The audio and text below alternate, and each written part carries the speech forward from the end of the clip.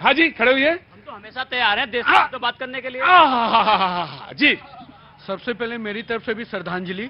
और आपने जो ट्रांसपेरेंसी की बात कही, बेशक आपके शो में ट्रांसपेरेंसी रहता है और वही पारदर्शिता हमारी सरकार, हमारी पार्टी, हमारी नियत, हमारे नेतृत्व में रहता है। हरियाणा एक वो भी था जो हमने देखा था। परिवार हो, चाहे प्रदेश का एक हुड्डा परिवार, चाहे केंद्र में बैठा गांधी परिवार, परिवार चलाए राज, परिवार चलाए देश, इन नीतियों पे यह पार्टी चलती थी। लेकिन जब हरियाणा में भारतीय जनता पार्टी आई है तो पूरे हरियाणा को अपना परिवार समझा है। एक दामाद का बपौती जागीर हरियाणा नहीं है जो वो लोग समझ के रखे थे कि आओ जमीन का डील करो, बेच दो, उधेड़ लो, खरियाद करके ले जाओ। हरियाणा समृद्ध रहा है, खेलों को देने वाला हरियाणा, किसानों को उन्नति वाला हरियाणा, देश की माटी को सींचने वाला हरियाणा। उसको अगर सींचा है नीतियों से, नेतृत्व से, तो नरेंद्र मोदी जी के कुशल नेतृत्व में, भारतीय जनता पार्टी के खट्टर जी की, सैनी जी की सरकार ने। Right, taking your point. किसानों पर लाठियां डंडे चलवाने वाले भारतीय जनता पार्टी और डिप्टी सेक्रेटरी 1 करोड़ का सूटकेस लेते हुए, ये सूटकेस सरकार है साहब जो लगातार सूटकेस लेकर नौकरियां दी। और नौकरियां भी कितनी दी है? 10-15 हजार, सिर्फ क्योंकि 2 लाख पद खाली हैं। इसीलिए हम वादे कर रहे हैं कि हम 2 लाख पद सरकार में आने के बाद भरेंगे, क्योंकि आपने युवाओं को तो इजराइल भेज रहे हैं। आप देखिए हरियाणा में लाइन में लगे हुए हैं कि आप युवाओं को इजराइल भेज रहे हैं, क्योंकि हरियाणा में तो नौकरियां है नहीं। डिग्रियां लेके दूसरे प्रदेशों में पलायन कर रहे हैं। क्यों? क्योंकि ये प्रदेश में नौकरियां नहीं है। नौकरियां चाहिए तो आपके पास सूटकेस होना चाहिए। और ये बात करेंगे भ्रष्टाचार की और अपराध की। आर्यन मिश्रा को भूल गए, किस लिए मार दी गई गोली? क्योंकि मुसलमान समझकर। और ये इनकी सरकार के समय हुआ है, लगातार अपराध हुआ है। और मैं बार बार इसलिए कह रही हूं कि महिला सुरक्षा में सबसे ज्यादा फेलियर इनकी सरकार है। बिल्कुल आपको 10 सेकंड दूंगा मैं, बिल्कुल दूंगा। अरे बड़ी छोटी उम्र है, अभी ना लाया करिए, ये सब सिखाया करिए, ना ना ना, ना माहौल ना दिखाइए। जी मैं आ रहा हूं, जस्ट वेट अ मिनट। हाँ जी, हमें सूटकेस की सरकार कह रही है बहन, इनकी सरकार तो लूट केस की थी। लूटो और केस खाओ, लूटो और केस खाओ, इनकी सरकार ये रही है। दूसरी बात, 2 विषय इन्होंने कहा, ले आए ना मुसलमान बीच में, ले आए ना डिबेट में हिंदू मुस्लिम, लाएंगे ये, उस पर जवाब हम देंगे। तो कहती है भाजपा हिंदू मुस्लिम कर रही है। अरे बेशक कार्रवाई होगी, टोपी देखकर गुनाह को माफ करेंगे क्या, या तिलक देखकर डिसाइड करेंगे क्या? लेकिन जो गलती करेगा कार्रवाई होगी, चाहे वो कसाब क्यों ना हो, चाहे वो कोई हो।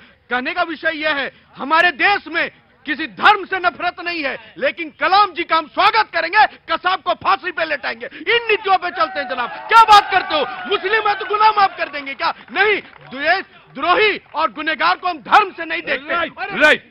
एक लास्ट पॉइंट, एक क्वेश्चन जरा पूछना चाहिए, अब बड़ा दिल से पूछना चाहिए। बिल्कुल पूछिए। आज संजय सिंह जी का एक वीडियो मैंने देखा, भर भर के गाली, टोपी भर भर के गाली दे रहे हैं कांग्रेस को। तो ये जो गठबंधन मिलाए हैं देश में, पहले डिसाइड करें कांग्रेस भ्रष्ट है कि अच्छी है। वहां भ्रष्ट है और दिल्ली में अच्छी है। बहरूपिये की फौज देख ले जनता।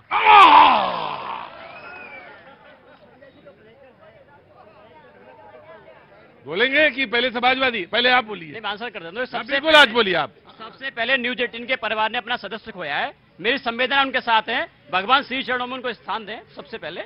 और देखिए राजनीति की बात भारतीय जनता पार्टी कर रही है, वो पार्टी बात कर रही है जब हरियाणा के किसान रोजगार मांग रहे हैं तो भाजपा की सरकार कह रही जाओ इजराइल युद्ध लड़ो। ये कहते थे कि 20 करोड़ युवाओं को रोजगार देंगे, रोजगार के नाम पे जब युवा रोजगार मांगते हैं उनको पीटने काम करते हैं। देश के युवाओं का पेपर लीक हो जाता है, युवा अपनी आवाज उठाते हैं, उनको पीटने काम करते हैं। हरियाणा के किसान अपना हक मांगने दिल्ली सड़क पे आते हैं, 700 किसानों की जान चली जाती है, किसानों को पीटने काम भारतीय जनता पार्टी करती है। देश की पहलवान बेटियां जो एक सांसद के खिलाफ अपनी आवाज उठाती हैं, अपने खिलाफ अन्याय के खिलाफ अपना हक मांगती हैं, उनको भारतीय जनता पार्टी पीटने काम करती है। पानी बंद कर दिया जाता है, किसकी बात करेंगे? आज अरविंद केजरीवाल मॉडल है जिसपे हम आम आदमी पार्टी चुनाव लड़ने जा रही है, जो कहती है कि गरीब से लेकर अमीर तक के हर परिवार को अच्छी शिक्षा मिलनी चाहिए, अच्छा इलाज मिलना चाहिए, युवाओं को रोजगार मिलना चाहिए, किसान को उनकी फसल का दाम मिलना चाहिए, मजदूर की मेहनत मिलनी चाहिए, किसानों को एमएसपी मिलनी चाहिए। जो देश के मुद्दे हैं, महंगाई कम करने की बात हम करते हैं। वो पार्टी है जम्मू कश्मीर जाती है, कहते हैं 2 सिलेंडर मुफ्त देंगे। अब बंगाल जाते हैं कि 2 सिलेंडर मुफ्त देंगे, किसी को मिले सिलेंडर तो मुफ्त, किसी को नहीं मिले। जो बात करते थे सिलेंडर 300 रुपए कर देंगे, सिलेंडर 1200 कर दिया। जो कहते थे पवन जी कांग्रेस भ्रष्ट है या ईमानदार है? कांग्रेस भ्रष्ट है या ईमानदार है? पहली बात पूछिए। अगर ईमानदार है तो संजय सिंह झूठे, ये बोलिए। अगर भ्रष्ट है तो गठबंधन क्यों मिला है, ये बोलिए।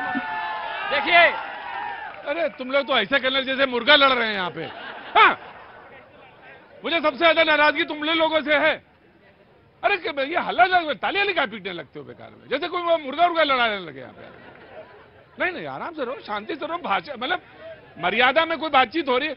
ये जो उत्तेजना है ना किसी भी तरह की, अरे रुको, ये उत्तेजना जो है ना किसी भी तरह की उत्तेजना हो, ये ठीक नहीं है, ये बिल्कुल ठीक नहीं है।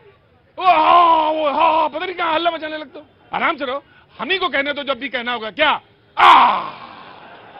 तुम लोग नहीं कहोगे? तुम लोग नहीं कहोगे? हाँ जी। देखिए, ईमानदार बेईमान का ठेका तो भाजपा ने ले रखा है। छगन भुजबल भारतीय जनता पार्टी में आ जाएगा, ईडी कहेगी फाइल खो जाएगी।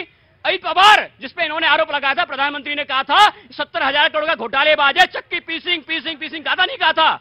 7 दिन के बाद प्रधानमंत्री ने अजित पवार के गले में माला पहना दी, कहते हैं आओ डिप्टी सीएम बनो, तो ये बताएंगे कौन भ्रष्ट है कौन नहीं है। अरे जिस पार्टी का राष्ट्रीय उपाध्यक्ष बंगारू लक्ष्मण ऑन कैमरे रिश्वत लेते पकड़ा गया था, सैन्य सौदे में रिश्वत ली थी, वो पार्टी से हम ज्ञान नहीं चाहिए। आपने कहा मुर्गा लड़ा है रहे, क्या मुर्गा यहाँ नहीं लड़ा, लेकिन गले में हड्डी जरूर फंस गई है, बोल ही नहीं पा रहे हैं। भ्रष्ट है कि ईमानदार है, भ्रष्ट है कि ईमानदार है। भ्रष्ट पूछो तो बोलते दूर भाजपा का वो क्या हुआ, ईमानदार है बताओ दूर भाजपा का क्या हुआ। अरे भैया आप क्या है बताइए ना जरा, आप बताइए। ठीक है, इनको समय देते हैं हम 1 मिनट का। 1 मिनट के बाद सोच के ये बताएंगे कि क्या है कहना, सवाल आपका लेंगे। देखिए, अगर ये प्रश्न अनिवार्य होगा प्रश्न पत्र का, तब तो मुश्किल फंस जाएगी। अगर इसमें ऑप्शन देंगे, हाँ जी, लाइफलाइन भी है, जनता का पोल, जनमत।